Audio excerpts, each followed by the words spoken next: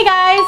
The latest gaming phone from the Black Shark 5 series are here with a starting price of $2299. These babies feature a 6.67-inch Full HD Plus Samsung E4 AMOLED display, 144Hz refresh rate, 720Hz touch sampling rate, 4560 mAh battery with 120-watt hypercharge, 60-megapixel selfie snapper, magnetic pop-up triggers, on-screen pressure sensor, dual stereo speakers, dual nano SIM slot, and run Joy UI 13 based on Android 12. Besides that, this vanilla variant sport a Snapdragon 870 chipset, up to 12GB of RAM, up to 256GB of internal storage, and triple rear cameras with 64-megapixel main camera, 30-megapixel ultra-wide lens, and 2-megapixel macro lens. On the other hand, the Pro model comes with Snapdragon 8 Gen 1 chipset, up to 16GB of RAM, 256GB of internal storage, and triple rear cameras of 108-megapixel main camera, 30-megapixel ultra-wide lens, and 5-megapixel macro lens.